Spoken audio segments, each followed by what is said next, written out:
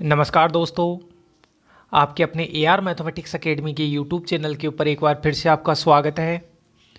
तो दोस्तों, अपना जो बीएससी पार्ट थर्ड की मैथमेटिक्स की एग्ज़ाम्स चल रही थी उसमें अलजेब्रा और कॉम्प्लेक्स की तो हो गई थी। कॉम्प्लेक्स के एग्ज़ाम में भी सारे क्वेश्चंस क्लास नोट्स से ही आए थे। तो आई होप आपका पेपर बहुत अच्छा गया होगा और लास्ट लेक्चर पे भी जो मैंने इंपॉर्टेंट क्वेश्चंस बताए थे उसमें भी बहुत सारे क्वेश्चंस मिले थे। तो आज हम डायनेमिक्स और स्टैटिक्स के कुछ क्वेश्चंस के बारे में अपन डिस्कस करते हैं। तो डायनेमिक्स और स्टैटिक्स में कम से कम एटलीस्ट इन क्वेश्चंस को तो पढ़ के ही जाना है और सारे क्वेश्चन हैं वो इम्पोर्टेंट है। तो अभी तक के 2-3 दिन तो हो गए और 1-2 दिन की और आपकी छुट्टियां बची हुई हैं, तो आप अच्छे से तैयारी करोगे। तो दोस्तों, स्टैटिक्स जो डायनेमिक्स है उसमें अपना फर्स्ट, सेकंड और थर्ड 3 यूनिट अपने डायनेमिक्स में और जो 2 अपने यूनिट हैं वो स्टैटिक्स में है। अब डायनेमिक्स की बात करें तो डायनेमिक्स में जो फर्स्ट यूनिट है उसके अंदर अरीय वेग, अनुप्रस्थ वेग वगैरह हैं। तो देखो कहाँ से है, यहाँ से है। जो फर्स्ट यूनिट है उसमें अरीय एवं अनुप्रस्थ वेग के बारे में दिया हुआ है। अरीय और अनुप्रस्थ वेग हैं, एक तो इनके आर्टिकल अरीय और अनुप्रस्थ वेग का कि भाई अरीय वेग होता है आर डॉट बराबर dr/dt होता है और अनुप्रस्थ वेग होता है r थीटा डॉट।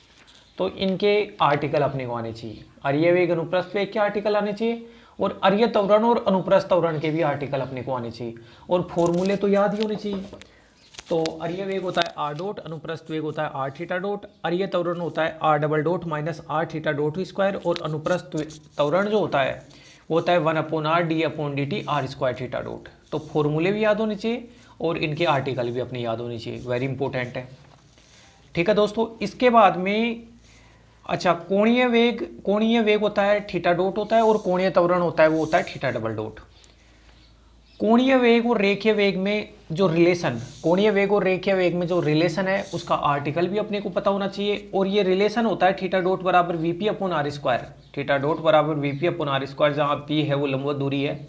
तो फॉर्मूला तो क्वेश्चन करने के काम में आएगा और जो आर्टिकल है वो भी अपना याद होना चाहिए, क्योंकि आर्टिकल भी पूछ सकता है कि what is the relation between angular velocity and linear velocity. ठीक है दोस्तों।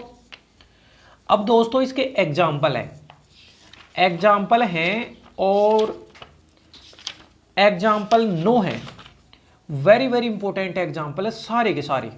9 के 9 एग्जाम्पल में से एक भी एग्जाम्पल अपने को छोड़ना नहीं है, क्योंकि इन 9 में से एक एग्जाम्पल 101% आपके एग्जाम में आएगा जो आपको 4 मार्क्स दिला के जाएगा। ठीक है। जैसे एग्जाम्पल नंबर 2 है 2016 में आया हुआ है। एग्जाम्पल नंबर 3 है ये 2018 का है। इसी प्रकार से एग्जाम्पल नंबर 4 है 2017 के अंदर आया हुआ है। तो एक भी एग्जाम्पल ऐसा नहीं है जो अपन छोड़ के जाए। तो इन 9 एग्जाम्पल को तो बहुत अच्छे से करना है अपने को। जैसे एग्जाम्पल 4 है ये भी इम्पोर्टेंट है। तो 9 एग्जाम्पल्स। अच्छा, एग्जाम्पल नंबर 7 छोड़ दो तो कोई दिक्कत नहीं है, 2 लाइन का है तो ये तो आरयू के एग्जाम में बन नहीं पाएगा। तो एक पहला छोड़, ये 7 एग्जाम्पल छोड़ देते हो तो बाकी के 8 एग्जाम्पल बचेंगे, इनको तो बहुत अच्छे से अपने को करके जाना है। फिर बात करते हैं अनसोल्व क्वेश्चंस की। तो अनसोल्व क्वेश्चन भी दोस्तों, अनसोल्व क्वेश्चन 15 अनसोल्व क्वेश्चन है। मैंने सारे के सारे अनसोल्व क्वेश्चन आपको करवाए हैं क्लास नोट्स में, लेकिन फिर भी मेरे हिसाब से अगर आप करके जाओ तो अनसोल्व क्वेश्चन नंबर 3 को तो जरूर करके जाना। अनसोल्व क्वेश्चन नंबर 3 को जरूर करके जाना है अपने को। इसके अलावा इंपॉर्टेंट है अनसोल्व क्वेश्चन नंबर 10वां भी इंपॉर्टेंट है बहुत। तो तीसरा इंपॉर्टेंट है, 10वां भी इंपॉर्टेंट है और इसके अलावा आप 14वां भी करके जाना, 14वां भी इंपॉर्टेंट है। अब जो बच्चे अगर पूरा पढ़ना चाहते हैं, देखो एग्जाम्पल तो सबको पढ़ना है। और बात करें अनसोल्व क्वेश्चंस की, तो जिन बच्चों को बहुत अच्छी तैयारी कर रखी है, पहले से भी समझ रखा है, वो तो सारे अनसोल्व क्वेश्चन देख लेना। और जिन्होंने नहीं पढ़ा अभी तक कुछ भी, वो कम से कम unsolved question number 3, unsolved question number 10वां और अनसोल्व क्वेश्चन नंबर 13वां, ये 3 तो कम से कम देख ही लेना। ठीक है दोस्तों। तो आपका फर्स्ट यूनिट का एक क्वेश्चन तो यहाँ से मिलेगा। उसके बाद में अपने आर्टिकल हैं स्पर्शरेखीय और अभिलंबिक वेग और त्वरण के आर्टिकल हैं। तो ये आर्टिकल वेरी वेरी इंपॉर्टेंट है। अब स्पर्शरेखीय जो वेग होता है वो होता है एस डॉट, जिसको ds/dt बोला जाता है। अभिलंबिक वेग होता है वो 0 होता है। स्पर्शरेखीय जो त्वरण होता है वो होता है v/dv/ds होता है और अभिलंबिक त्वरण होता है v²/ρ। तो इन चारों के आर्टिकल भी अपने को याद होने चाहिए और इनके फॉर्मूला भी अपने को याद होने चाहिए, क्योंकि आर्टिकल पूछेगा तो अपन कर देंगे और फॉर्मूला अपने को क्वेश्चन करने में हेल्प करेगा। ठीक है दोस्तों, इसके बाद में ये कुछ एग्जाम्पल दिए हुए हैं अपने को, 8 एग्जाम्पल है, ये 8 एग्जाम्पल है। पहला एग्जाम्पल है, दूसरा एग्जाम्पल है जो 2017 में आया है, तीसरा एग्जाम्पल 2013 में आया हुआ है। अब ये बुक थोड़ी पुरानी है लेकिन ये लेटेस्ट भी आई हुई है। एग्जाम्पल 4 है जो 2016 में आया हुआ है। तो इसी प्रकार एग्जाम्पल 7 भी आया हुआ है, एग्जाम्पल 8 है। तो ये 8 एग्जाम्पल भी अपने को बहुत अच्छे से पढ़ के जाने हैं। ठीक है, अनसोल्व क्वेश्चंस की अगर अपन बात करें तो अनसोल्व क्वेश्चंस में आप 10वां देख लेना, 9वां भी देख लेना और 13वां देख लेना। 9वां, 10वां और 13वां अनसोल्व क्वेश्चन देख लेना। देखो एग्जाम्पल तो एक भी नहीं छोड़ना है, 9 एग्जाम्पल वहाँ है और 8 एग्जाम्पल ये 17 में इसमें जैसे देखो कि चलो 5वां एग्जाम्पल ये नहीं आएगा, वहाँ से एक 7वां एग्जाम्पल वो भी नहीं आएगा, तो 2 कम हो गए। तो 15 एग्जाम्पल बिल्कुल अपने को करके जाने हैं। 2 आर्टिकल स्पर्श रेखीय वेग, अनुप्रस्थ वेग, स्पर्श रेखीय त्वरण, अनुप्रस्थ त्वरण, अभिलंबिक वेग वगैरह के ये आर्टिकल भी अपने को देखते हैं। अनसोल्व क्वेश्चन अगर ना भी करे, लिमिटेड नंबर्स में करे कि अनसोल्व क्वेश्चन नंबर 10वां कर लो और 9वां कर लो, 10वां कर लो, 11वां कर लो और 13वां कर लो, तो बहुत है, लेकिन एग्जाम्पल जरूर देखना है। तो फर्स्ट यूनिट के लिए ये मैटर आपके लिए सफिशिएंट रहेगा दोस्तों। बात करें अपन सेकंड यूनिट की, तो सेकंड यूनिट में अपन ने जो पढ़ा था वो एक बार मैं निकालने की कोशिश करता हूं। हाँ, कि rectangular motion, rectilinear motion in resistant medium, प्रतिरोधी माध्यम में सरल रेखीय गति, ये अपन ने यूनिट नंबर सेकंड में पढ़ा था। तो अब इसमें 4 आर्टिकल है। 4 आर्टिकल कौन से हैं कि भाई पहला तो है कि कण को ऊपर की तरफ ऐसे माध्यम में फेंका जाता है जिसका प्रतिरोध वेग के समानुपाती, ऊपर की तरफ फेंक रहे हैं। दूसरा आर्टिकल है कि ऊर्ध्वाधर ऐसे माध्यम में गिराया जाता है जिसका प्रतिरोध वेग के समानुपाती है, दूसरा आर्टिकल। तीसरा जो आर्टिकल है कि एक कण को विराम अवस्था से एक ऐसे माध्यम में गिराया जाता है जिसका प्रतिरोध वेग के वर्ग के समानुपाती है, और ऐसे ही एक फेंका जाता है। तो 4 आर्टिकल है, 4 आर्टिकल हैं, वेरी वेरी इंपॉर्टेंट आर्टिकल हैं, और इनमें से भी 4 में से भी पहला, दूसरा और तीसरा ज़्यादा इंपॉर्टेंट है। 4 में से भी पहला, दूसरा, तीसरा ज़्यादा इंपॉर्टेंट है। तो आप देख लेना, अगर पिछले साल जो आया हुआ उसको छोड़ देना और करना है।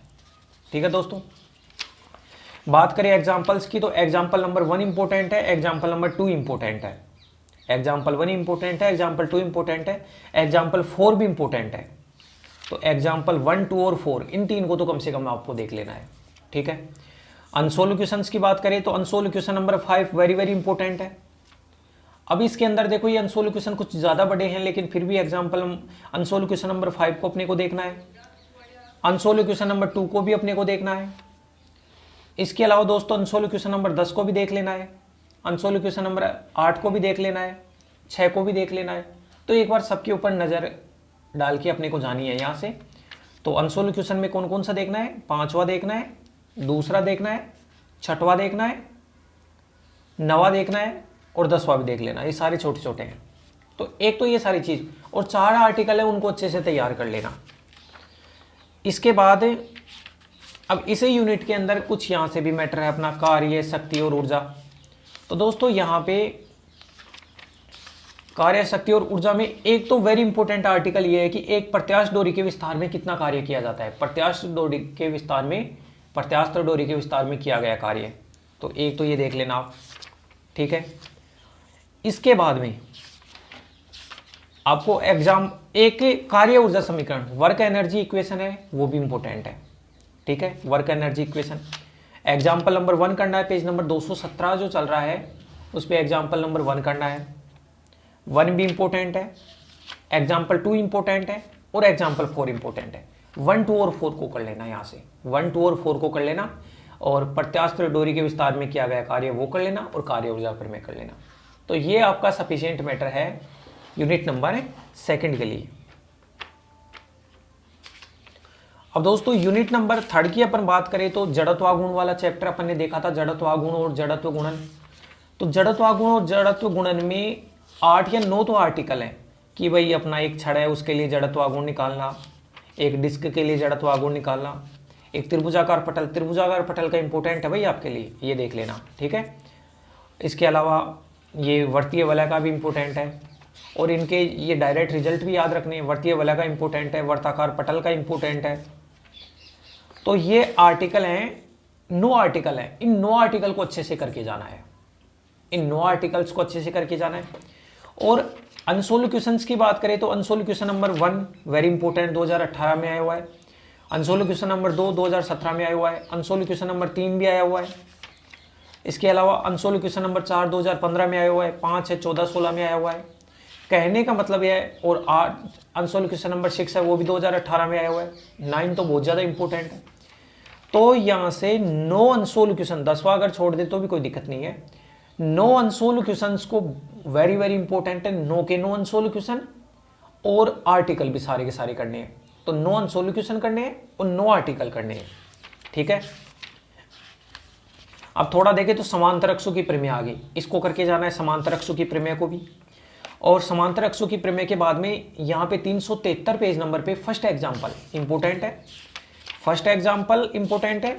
और इसके अलावा एक और देखना चाहो तो आप एग्जाम्पल नंबर 5 देख लेना, फर्स्ट देख लेना और 5 देख लेना, ये दोनों इंपॉर्टेंट है। तो दोस्तों ये तो डायनेमिक्स का था अपना। अब डायनेमिक्स के बाद में स्टैटिक्स है। जो अपनी स्टैटिक्स बुक है, स्टैटिक्स बुक में अपन ने एक तो फ्रिक्शन वाला पढ़ा था 4th यूनिट के लिए, घर्षण वाला, और 5th यूनिट के लिए अपन ने कैटेनरी का पढ़ा था। तो फ्रिक्शन का जो यूनिट है, एक तो एम एन प्रमेय मेरी करवाई हुई है, एम एन प्रमेय वेरी इंपॉर्टेंट है, उसको देख के जाना है। फ्रिक्शन वाला जो अपना चैप्टर है, फ्रिक्शन वाले चैप्टर के अंदर वो सीडी वाले जो क्वेश्चन है ना, शायद 6 एग्जाम्पल हैं शुरू के, वेरी वेरी इंपॉर्टेंट है, उन 6 में से एक आने वाला है। सीडी वाले जो क्वेश्चन हैं जिसके अंदर एक सीडी है वो 37 के साथ इतना कोण बनाती है, ऐसे दी हुई एग्जाम्पल है फ्रिक्शन वाले में, घर्षण वाले चैप्टर में, तो वेरी वेरी इंपॉर्टेंट है वो 6 के 6, वहाँ से एक क्वेश्चन बनता है। अब फ्रिक्शन वाले क्वेश्चन के, फ्रिक्शन वाला जो चैप्टर है उसमें 11 या 12 एग्जाम्पल हैं, वो बहुत अच्छे से करके जाना है। 12 एग्जाम्पल्स में तो एक आता है, ठीक है। और फ्रिक्शन वाले चैप्टर में, जैसे फ्रिक्शन का चैप्टर मान लो 5वां चैप्टर है, तो 5.1 में तो 12 एग्जाम्पल हैं, और 5.2 में भी कुछ एग्जाम्पल हैं। उनमें से पहला दूसरा एग्जाम्पल जरूर इंपॉर्टेंट है, उनको देख लेना फ्रिक्शन वाले चैप्टर में।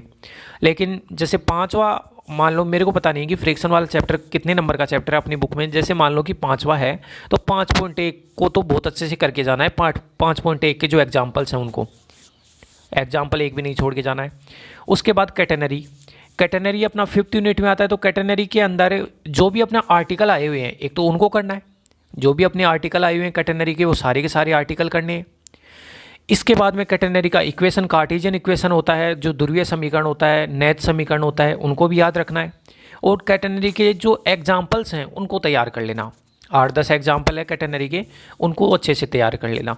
तो फ्रिक्शन के अंदर एग्जाम्पल्स तैयार कर लेना, कैटेनरी में एग्जाम्पल्स तैयार कर लेना, क्योंकि अनसोल्व क्वेश्चन यहाँ से बिल्कुल भी नहीं आता है, और अगर आएगा तो फिर वो किसी से सोल्व भी नहीं होगा। तो एग्जाम्पल्स ही मैंने करवाए हैं आपको, और एग्जाम्पल्स ही आपको तैयार करके जाने हैं, ठीक है दोस्तों।